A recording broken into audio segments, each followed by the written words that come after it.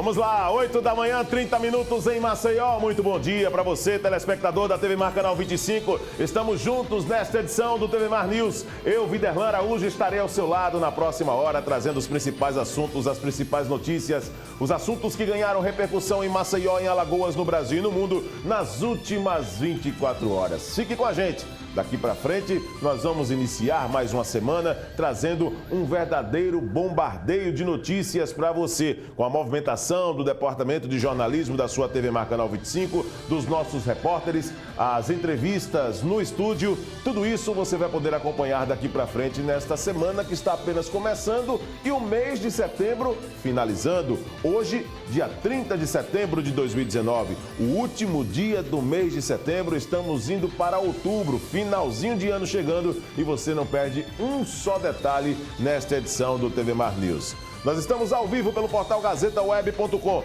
É por lá que você acompanha a programação da TV Mar Canal 25 com tudo em alta definição. Acompanhe também as nossas redes sociais, os bastidores de cada programa. Por lá você também tem toda a movimentação e o que aconteceu, o que rolou aqui no estúdio da TV Mar Canal 25 com seus programas. Você vai poder acompanhar também através de cada perfil nas nossas redes sociais. Dá aquele like, aquele joinha, inscreva-se no caso do YouTube. Para você que perdeu algum trecho do programa, ainda hoje você vai poder acompanhar também, porque tudo estará disponível no YouTube em alta definição, tá certo? Os mecanismos de contato com a produção da TV Mar Canal 25. Você pode interagir pelo WhatsApp, tá aí então no vídeo para você. Vamos colocar o nosso WhatsApp para a galera acompanhar, os nossos telespectadores entrarem em contato com a produção do programa. Tá aí no vídeo para você o nosso WhatsApp.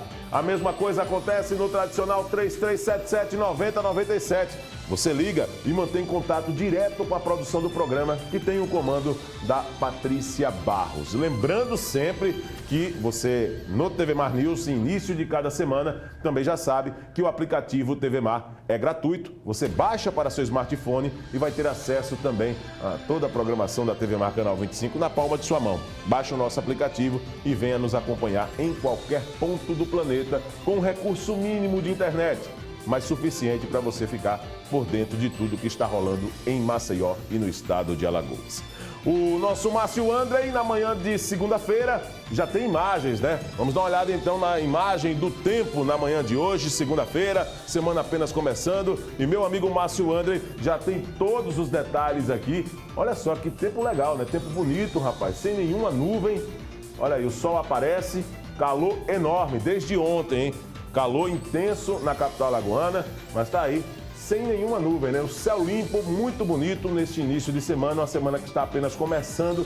E neste TV Mar News você vai poder acompanhar também muitos assuntos relacionados principalmente às mudanças climáticas. O TV Mar News, como você já sabe, também tem o apoio à bandeira de Apvida, credibilidade, mais de 40 anos de tradição, saúde e odontologia, no 3215-2523. Abraço para todos que fazem o Apvida. O nosso repórter Fernando Palmeira foi até o Conselho de Contabilidade conversar com o professor Diogo Duarte sobre o papel do contador e do gestor público neste período, que acaba sendo também muito importante, momento em que se fala em transparência. Acompanhe. E o Conselho Regional de Contabilidade, com Casper Online, está blindando aqui os contabilistas de Alagoas e de todo o Nordeste, graças a uma visita especial, por um convite para brindar exatamente a todos nós, principalmente os que fazem contabilidade em nosso estado. Eu estou me referindo ao professor e escritor, autor de obras de verdadeiros best-sellers, é o doutor Diogo Duarte. Ele vai nos falar sobre a importância desse contato direto com esses profissionais da contabilidade de Alagoas e também contar um pouquinho do seu sucesso, dessa notabilidade que está aí sendo um sucesso também no Nordeste. Maravilha. Primeiro eu quero dizer que ministrar um treinamento no Nordeste é fantástico. Pessoal acolhedor e técnico. São 2 dias de treinamento que a gente consegue aliar técnica e bom humor. Isso é fundamental. Eu falo para o pessoal, e essa é a tônica do treinamento, a gente está trabalhando contabilidade num padrão internacional, controle patrimonial num padrão internacional. Então, imaginem, é uma temática totalmente técnica, enraizada de problemas históricos, Então, o que a gente trabalha? A gente alia a técnica contábil dos meus livros na área técnica com a programação neurolinguística, com a PNL, de uma forma que a gente trabalha não só a razão nesses processos, mas especialmente o lado emocional. O lado emocional com os gestores, para que ele entenda qual é o benefício real de um controle patrimonial, de um controle contábil do patrimônio público de uma forma geral.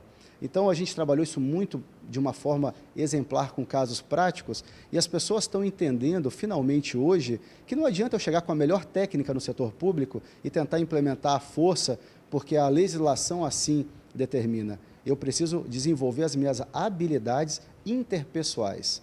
Eu preciso dominar os meus sentimentos, o meu instinto de liderança para poder vender esse projeto dentro do setor público. Cada ação que a gente faz, de um controle patrimonial, de uma contabilidade, de uma melhoria, de um upgrade, é uma venda de uma ideia. E se o gestor entender que aquilo vai ter um benefício social, um ganho político, um ganho administrativo, ele compra essa ideia. Nós, técnicos, devemos também convencer o gestor do porquê daquilo para que a gente faça esse belo movimento. Notoriedade que se conquista com muito trabalho, com muita dedicação. Exemplo de uma bela obra, Manual de Controle Patrimonial nas Entidades Públicas. Isso, inclusive, nos remonta ao descaso que existe por aí, a falta de ética, essa coisa que é chamada corrupção. E o contabilista, o contador, tem muita responsabilidade em buscar evitar isso, não? Esse é o ponto. Se nós da área contábil, e eu falo isso em nome de todos os contadores do Brasil da área pública, temos o dever de combater a corrupção e temos o dever de fazer com que o patrimônio seja bem utilizado no setor público, então é natural que eu tenha que utilizar de ferramentas interpessoais, de comunicação. Agora, tecnicamente, nós sabemos a ferramenta. Entrou um padrão internacional agora de contabilidade nos últimos anos que o Brasil aderiu 100%. É o padrão norte-americano, é um padrão que o mundo está adotando de contabilidade internacional, justamente para evitar corrupção, evitar com que esses escândalos que a gente vê diariamente sejam, enfim, perpetuados. E a realidade está mudando. A população ainda não enxerga essa mudança, porque ela é muito interna. Está sendo mudada a base, a fundação da administração pública. A gente até observa já alguns reflexos na mídia, alguns reflexos sociais, mas a mudança ela é muito maior. Eu chamo isso de um processo disruptivo, é uma disrupção.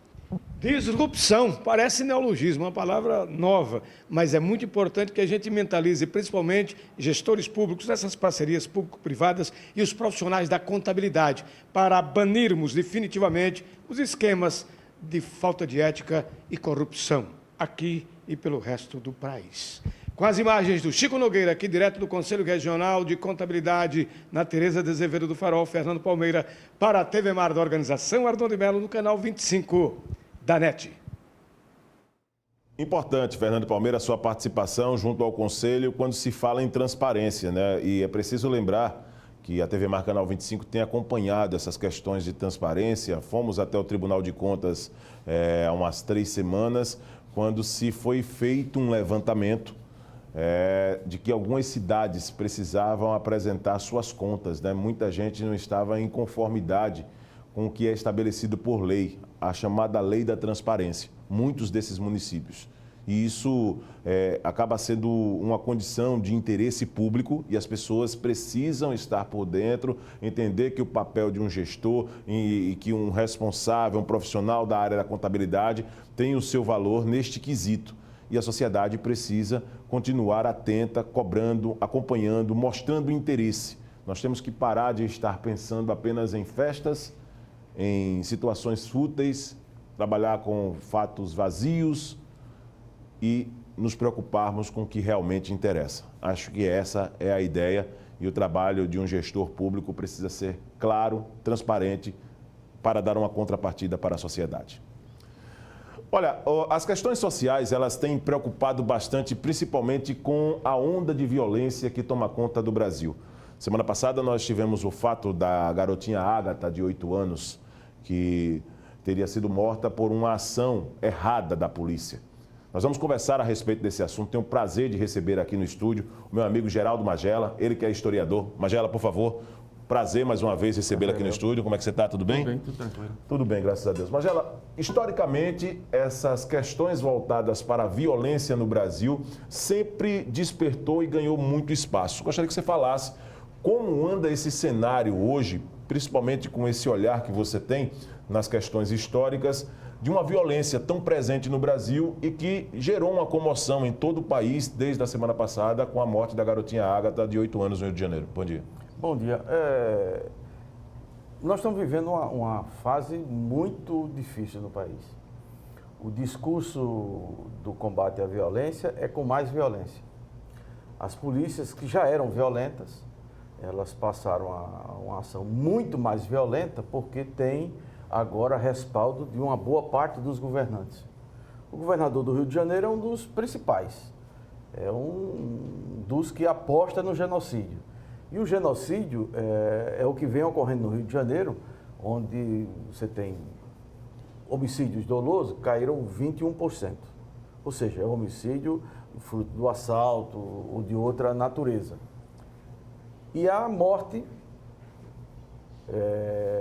por ação policial, ela subiu 16%. Então a polícia do Rio de Janeiro, hoje, é a polícia que mais mata civis no país, uma das mais violentas do mundo.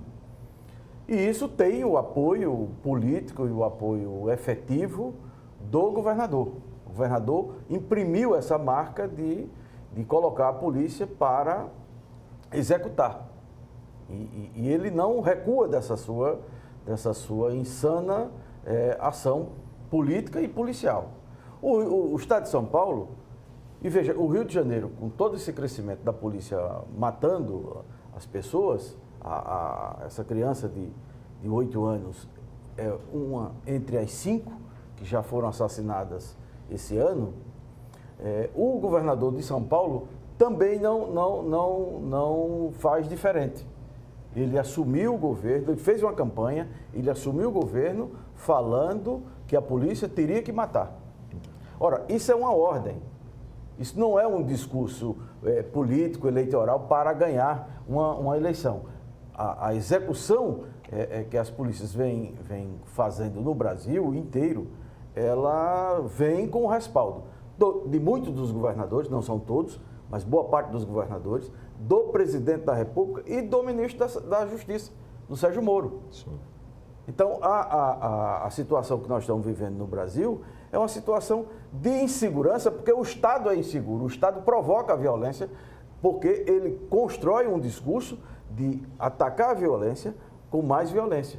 E a violência do Estado ela é bem maior do que a violência que parte da sociedade, de grupos organizados ou não. Nós precisamos ver, no seu entendimento, Magela, que esse fato que aconteceu com a garotinha Ágata foi considerado um fato, um erro de estratégia e que, de repente, isso acaba sendo assim, a margem, nós temos margem para erro numa situação como essa, quando se fala de vidas, porque muitas vezes a gente percebe que as coisas são tratadas assim. A polícia, quando mata um, é a maior confusão. Quando não mata, entendeu? Então, esse tipo de comportamento, de raciocínio, é um comportamento bem abaixo daquilo que se espera hoje de uma sociedade que deveria cobrar mais, principalmente estabelecer aquilo que está dentro da lei, punições para pessoas que cometem esse tipo de crime, principalmente agentes de segurança pública.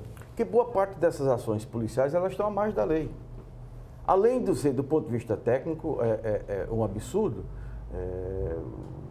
o tipo de ação que vem sendo desencadeada nas favelas e nas áreas pobres e excluídas das cidades do Brasil. O Rio de Janeiro, a gente pode tomar sempre o Rio de Janeiro como exemplo, mas não é só no Rio de Janeiro, aqui em Alagoas, em Sergipe, do Ceará. Em todo o país você tem uma polícia que ela atua já com um foco no negro, no pobre e no favelado. Essa é a ação principal das polícias no Brasil, ela não age com inteligência. Por exemplo, os maiores carregamentos de drogas e de armamentos, eles não foram capturados pelas polícias nas favelas, com as tais ações policiais nas favelas. Não foram. Eles foram subtraídos das organizações criminosas, seja do tráfico ou das milícias, é a partir da inteligência. De você localizar onde está o paiol, localizar onde estão os principais comandantes do tráfico ou das milícias. Certo. E posso falar em milícias, o Rio de Janeiro hoje, boa parte do território do Rio de Janeiro, mais de 3 milhões de habitantes da cidade do Rio de Janeiro e do entorno do Rio de Janeiro, vive sob o comando das milícias. As milícias têm representação no Tribunal de Contas, têm representação na Assembleia Legislativa, têm representação na Câmara de Vereadores do Rio de Janeiro e de muitas cidades do Rio de Janeiro e têm representação no Palácio do Planalto. O Queiroz era o quê? Não era a ligação entre a milícia sim. E a família Bolsonaro? Sim. Então nós estamos diante de uma situação que não é uma situação fácil de ser resolvida, mas ela já foi identificada. As milícias têm poder político e econômico e domínio do território. Então, o governador do Rio de Janeiro, quando ele tergiversa na ação de combate à violência, ele não está, em momento algum no governo dele já em 9 meses, quais foram os líderes das milícias que foram presos. Quais foram os bunkers da milícia que foi desmontado. Então, essa política de enfrentamento, quem está morrendo são os pobres, são os trabalhadores e as crianças. Pergunto para você aqui, Magela, trazendo o nosso cenário, já que você citou Alagoas, né? Não é só no Rio de Janeiro que esse cenário ele tem se propagado, mas a violência ela tem aumentado muito em todo o país. E no Nordeste os números são expressivos também. Mas aqui em Alagoas, necessariamente, o governador Renan Filho ele chegou a comemorar a redução dos índices. A gente coloca comemorar entre aspas, porque uma condição que nós estamos trazendo aqui é de apresentar para a imprensa e naturalmente como porta-voz do povo para a sociedade uma redução no índice de violência aqui em Alagoas. Isso acaba sendo uma faca de 2 gumes dentro de uma proposta que o governo tem e que isso pode variar. A violência hoje é uma inconstante. O que é que você entende quando se comemora uma condição como essa? É sempre bom noticiar que houve redução da violência, sobretudo da violência homicida. Sempre. Não vejo por que não noticiar esse fato. Agora, a permanência da queda da violência, ela só acontecerá com uma constância e sustentabilidade. Todos os estudos vêm mostrando isso há anos no Brasil. Quando você tem integração das áreas do Estado, políticas sociais efetivas, agindo no território com maior vulnerabilidade social. Uhum. Em Alagoas é 0. Mas não é 1%, 2%, 10%, é 0. Quais são as políticas de proteção das crianças e dos adolescentes na cidade de Maceió e no estado de Alagoas? Quais são as políticas de proteção, de integração nas comunidades, por exemplo, com educação, com cultura, com assistência social? Quais? Você não tem uma, porque não tem um programa. Pode entrar no portal da transparência da Presidência da República, que você não tem um convênio voltado para essas áreas. Então, é impossível um estado como o de Alagoas, ou qualquer outro estado, reduzir constantemente a violência, ou sobretudo o homicídio, sem políticas integradas sociais, para evitar que os jovens sejam atraídos pelas organizações criminosas, pela delinquência. Isso é impossível. Você vai cercar um determinado grupo criminoso num bairro, você desmantela aquele grupo, reduz o homicídio naquela região ou naquela cidade. É temporário isso. Isso não é permanente. Não tem sido permanente. Quando você tem uma política estabelecida de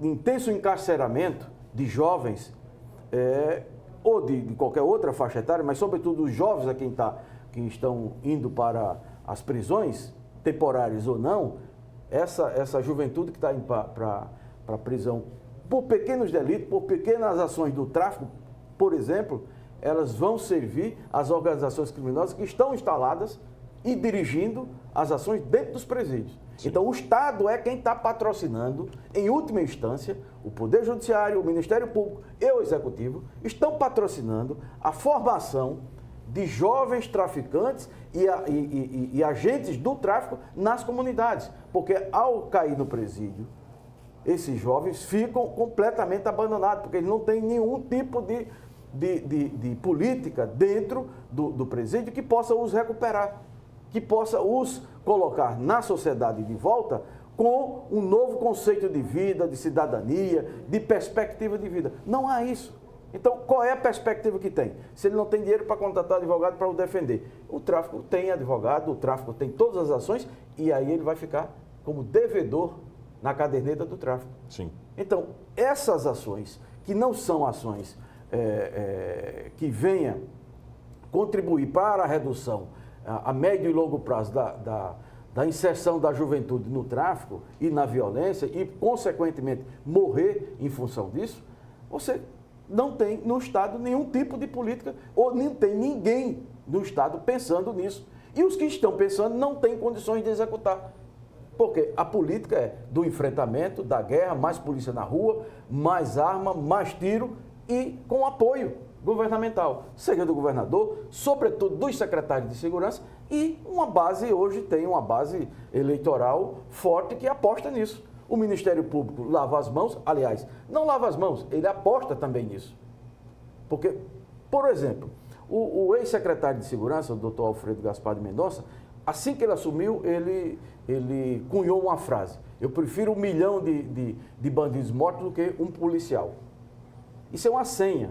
Isso o Coronel Amaral já tinha dito lá atrás, há 30, 20 e tantos anos atrás. Isso soa como uma ordem? É uma ordem, isso é uma senha. Tanto é que se você pegar os dados da própria Secretaria de Segurança, pode entrar no site da Secretaria de Segurança, você vai ver lá, morte com resultado de ação policial. Cresceu vertiginosamente a partir de 2015. Vertiginosamente. Vinha em torno de 1,5%, 2,5%, passou a, tem determinado ano, foram 10% das mortes por ação policial. Então, essa é uma senha. Assim como o Witzel, no Rio de Janeiro, o governador, disse, não, é para atirar na cabecinha, essa é outra senha. Então, essas senhas no ambiente de polícia, e sobretudo polícia sem o controle social, porque ela não tem uma ouvidoria, você não tem na sociedade quem faça o controle da polícia, porque o Ministério Público não faz. Sim. E por lei, seria o Ministério Público a fazer o controle externo das polícias. Os crimes que estão acontecendo, como é que são avaliados? Então, esses crimes onde tem envolvimento de policiais, eles não são investigados como deveriam ser, para você conter o braço do Estado. Porque quando o Estado passa a agir com violência, ele é sempre mais violento do que a violência que vem da sociedade. E nisso o risco de se cometer falhas também aumenta. É o que vem acontecendo. Eu atirei na Kombi e acertei a criança. Mas quem mandou você atirar na Kombi? E aí tem um outro fator dentro das polícias. O comandante da Polícia de Alagoas, ou os comandantes anteriormente, eles não falam. A quantidade de policiais doentes, com depressão, com alcoolismo, com outras dependências de drogas, é gigantesco. É gigantesco. A quantidade de suicídios de policiais no Brasil hoje é maior do que a morte pelo suicídio, é maior do que a morte em confronto. Então, essa polícia está doente. Você tem uma sociedade doente e você tem uma polícia doente. E ninguém vai amparar essa polícia. Vai botar mais responsabilidade e mais pilha na mão do policial para ele ir fazer segurança. Como vai fazer segurança desse jeito? Ele é inseguro e vai levar a insegurança também para a sociedade, porque ele está doente. E ninguém no Estado pensa no policial. Sim.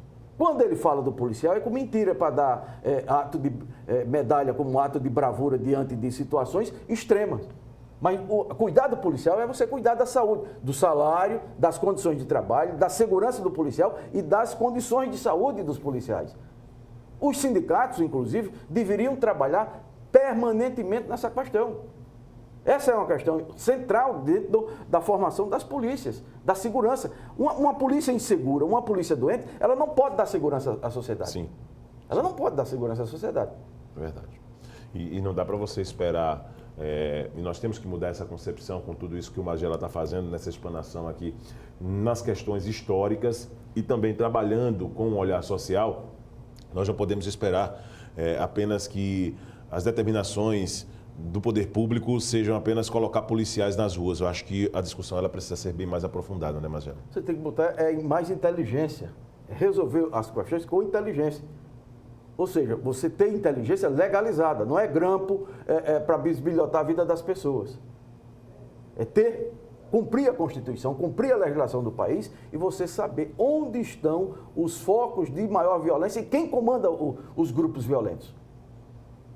Porque antigamente a gente sabia que era o sindicato do crime. Então o sindicato do crime em Alagoas eram 8 ou 10 ou 15 fazendeiros que comandavam o crime, mas você não via o sindicato do crime, por exemplo, assaltando o banco, assaltando a agência do Correio, ele matando por encomenda nesse aspecto. Eram disputas que haviam de um tipo de disputa política que aconteceu no passado. Hoje não. Você tem organizações criminosas complexas e muito mais influentes no Estado do que foram aquelas organizações do passado. Sim. Então, para esse tipo de ação e de combate a esse crime mais sofisticado, você tem que ter um Estado sofisticado. Um Estado sofisticado não é o que bota um soldado com a barriga maior do que a minha para correr atrás de bandido na favela.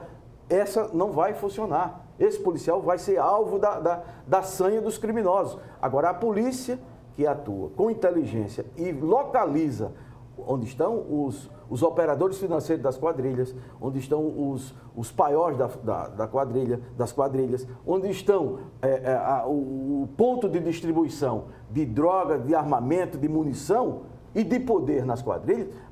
Se você localiza isso e atua seletivamente para capturar esses elementos, você efetivamente está destruindo ou desorganizando essas organizações criminosas que estão agindo e impactando a violência nas cidades. Magela, muito obrigado pela sua participação. Eu que agradeço. Prazer mais uma vez compartilhar esse espaço aqui com você para poder trazer informações, aquele olhar mesmo que você tem sobre questões que são de extrema importância para a sociedade. E volte outras vezes, Magela. Você já é da casa, então não precisa nem convidar. Basta convidar que eu volto. Muito obrigado, então. Depois da conversa com meu amigo Geraldo Magela, historiador, nós vamos agora a um rápido intervalo. Ele vai continuar comigo aqui, tá certo? Vou aqui tomar uma água com ele. Na volta, nós vamos trazer mais informações ainda nesta edição do TV Mar News. Voltamos já.